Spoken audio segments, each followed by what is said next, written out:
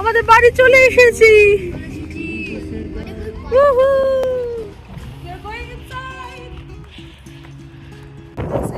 তো আমরা জেমসটাউন নর্থকোটায় এসেছি।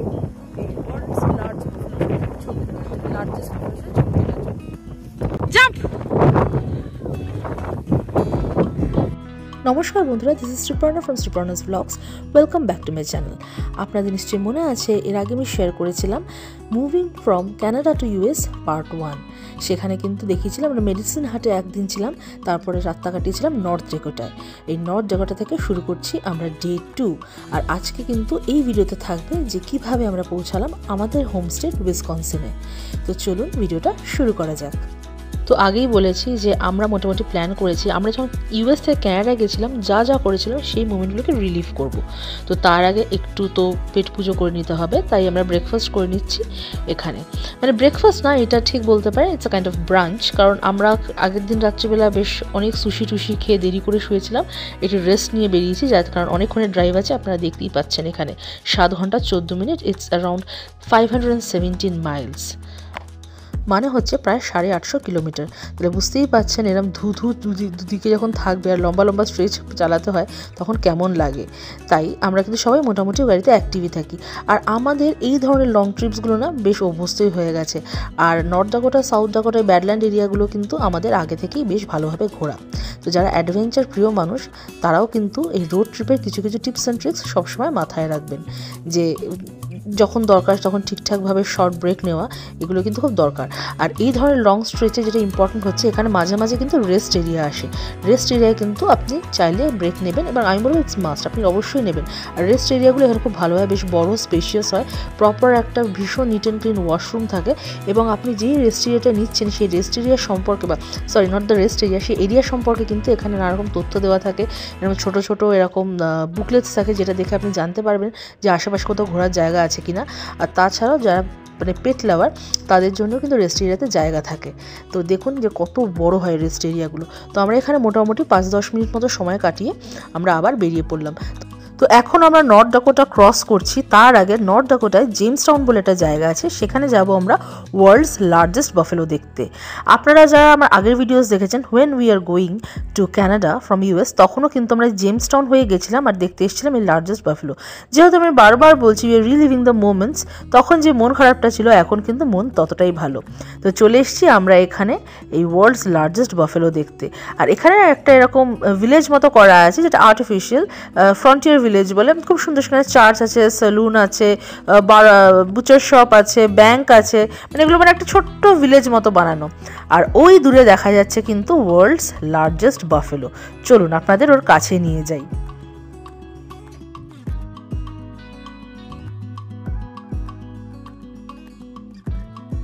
তো দেখুন সামনেই চলেছে আদিশ, সে তো সারাক্ষণ তিরিং বিরিং করতে করতেই সবার আগে চলে যায়, আর ওকে আমরা ফলো করতে করতে যাই। সে বলেছে সে আগে গিয়েই কিন্তু এই বাইসনের দাড়িটা ছোবে। দাড়িতে হাত দে, দাড়িতে হাত দে, জাম্প জাম্প। তো এখানে ব্যাপারটা হচ্ছে, এখানে সবাই ওয়ার্ল্ডস লার্জেস্ট বাফেলোটা দেখতে আসে। আর মেন হচ্ছে ওর যে নিচে দাড়িটা ঝোলে বাফেলোটার, তো সেই বাফেলোর দাড়িটায় কিন্তু এসে এখানে হাত দেয়। তো এখানে হাত দিয়ে ছবি তোলার একটা ব্যাপার আছে, আমরা আগের বারও তুলেছিলাম, এবারও কিন্তু আমরা অনেক ছবি তুলেছি এই ওয়ার্ল্ডস লার্জেস্ট বাফেলোর সাথে। তো এইবার খুব ভালো লাগছিলো, মনটা একদম ফুরফুর করছিল যে finally we are going back home. তো এটা আমাদের কাছে একটা অন্য অনুভূতি ছিল।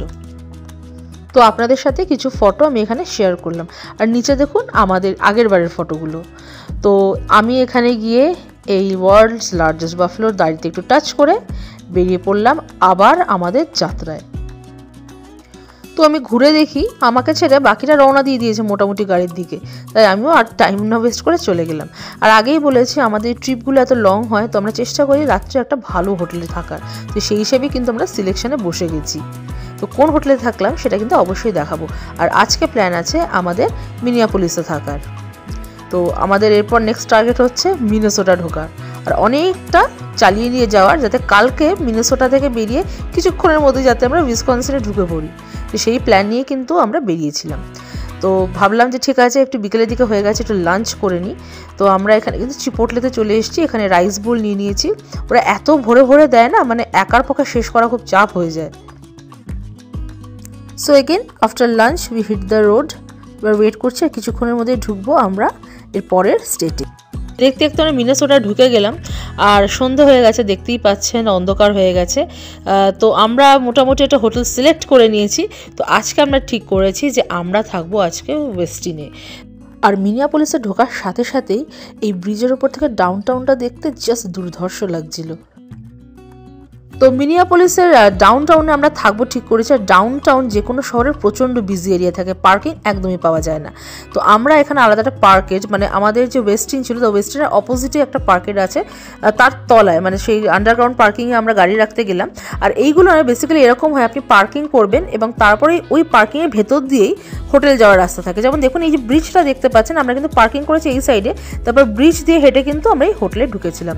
আর দ্য ওয়েস্টিন ওয়াজ রিয়েলি ভীষণ সুন্দর। আর আমাদের রুমটা ছিল একদম টপ ফ্লোরে, মানে 11 তলায়, মানে আমরা 11th ফ্লোরে ছিলাম। আর ওখান থেকে ভিউটা জাস্ট দুর্দান্ত লাগছিল। তো চলুন আপনাদের নিয়ে চলে যাই চটপট আমাদের রুমে। তো উঠে পড়লাম আমরা সবাই লিফটে। আর এখানে লিফটের নিয়ম হচ্ছে কার্ডটা কিন্তু লিফটে টাচ করালে তবেই সেই লিফটটা চালু হবে, আপনাদের রুমের কার্ডটা। তো আমরা ডিসকাস করছিলাম এর আগে আমরা সবচেয়ে উঁচু কোন ফ্লোরে ছিলাম, আমরা নায়াগ্রা ফলসে ছিলাম 14th ফ্লোরে। তো এই দেখুন আমরা আমাদের রুমে চলে এসেছি, 1111 আমাদের রুম নাম্বার। তো ঢুকেই কিন্তু আরিয়াস লাইটটা জ্বালিয়ে দিল আর মনটা কিন্তু ভালো হয়ে গেল। বেশ বড় একটা স্পেশিয়াস রুম, আর 4 জন যখন থাকি রুমটা একটু স্পেশিয়াস না হলে চলে না। আর তার থেকেও বড় যেটা অ্যাট্রাকশন ছিল এই রুমের, সেটা হচ্ছে আমাদের যেই বড় জানলাটা আছে, এই জানলাটা দিয়ে কিন্তু দুর্দান্ত একটা সিটি ভিউ দেখা যায়। মনে হচ্ছিল আজকে রাতটা এই জানলার পাশে বসেই কাটিয়ে দিই। আর এই ছিল আমাদের bathroom, very neat and clean and বেশ এলিগেন্ট। ইন বিটুইন আপনাদের সাথে একটা কথা শেয়ার করিনি, আপনারা যারা আমার ভিডিও দেখতে পছন্দ করেন তারা কিন্তু অবশ্যই একটা লাইক, শেয়ার আর কমেন্ট করে জানাতে ভুলবেন না।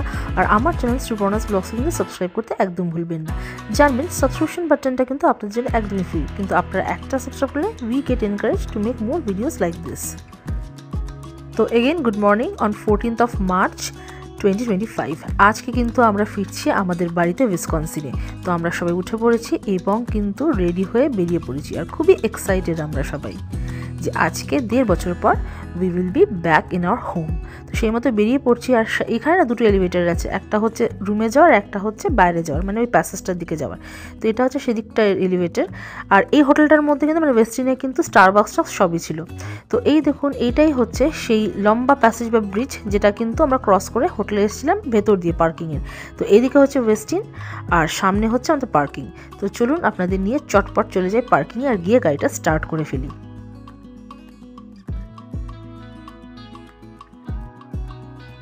So now we are starting for Wisconsin, our final journey to home.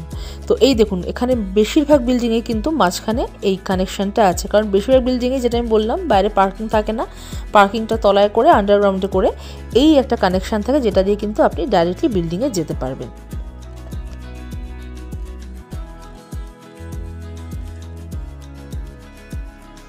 এই যে বাদিকে দেখছেন এটা হচ্ছে ইউএস ব্যাংক স্টেডিয়াম। এটা হচ্ছে মিনেসোটার একটা খুব popular football stadium. And by the way football and soccer is not the same, এখানে দুটো আলাদা। এখানে ফুটবল বলতে এরা রাগবি বোঝায়। তো গল্প করতে করতে ফাইনালি ঢুকে গেলাম আমরা উইসকনসিনে। আর সঙ্গে সঙ্গে গুগল ম্যাপে চলে এলো ওয়েলকাম টু উইসকনসিন।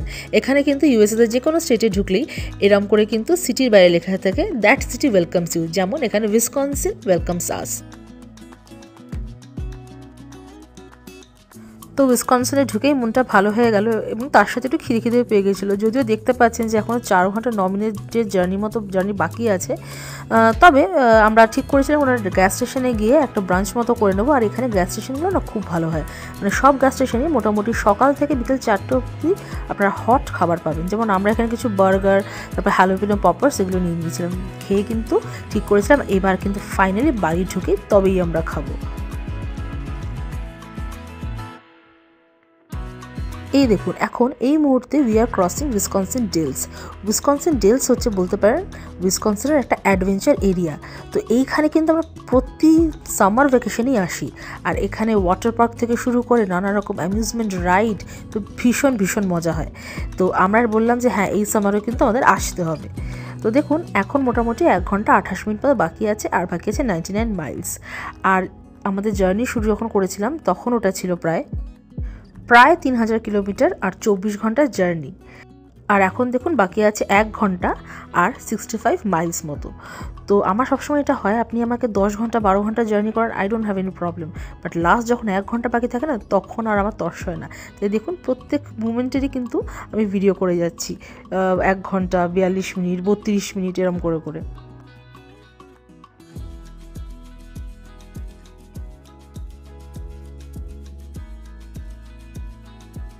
এই রাস্তাগুলো আমাদের ভীষণই চেনা, কারণ এই রাস্তা দিয়ে বহুবার আমরা ঘুরতে গেছি, ইভেন ক্যানাডাও কিন্তু আমরা এই রাস্তা দিয়ে গেছি। আর দেখুন এখন কিন্তু বাকি আছে প্রায় 15 মিনিট। দেখুন বাকি আছে আর মাত্র 10 মিনিট, না 11 মিনিট বলবো না, 10 মিনিটই বাকি আছে। তো দেখুন এখন আমাদের জার্নির আর বাকি আছে মাত্র 2 মিনিট আর 1 মাইল আমাদের যেতে হবে। আমরা কিন্তু বলতে পারেন অফিসিয়ালি আমাদের পাড়ায় ঢুকে গেছি, যেটা হচ্ছে রসেন অ্যাভিনিউ। এখান থেকে এই যে ডান দিকটা ঘুরছি, ডান দিক ঘুরলেই কিন্তু আর বলতে পারেন 30 সেকেন্ডের মধ্যেই আমরা পৌঁছে যাব আমাদের বাড়িতে, যেটা হচ্ছে হুইটনাল পার্কে। So we are excited.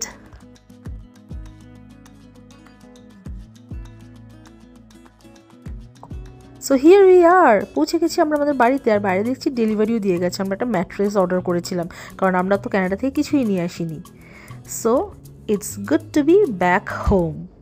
আর এর ফাঁকে কিন্তু আমাদের নেবারও বেরিয়ে এসেছিলো আমাদের ওয়েলকাম করতে, আরিয়া সাদিশ ওনার সাথে দেখা করতে গেছিলো।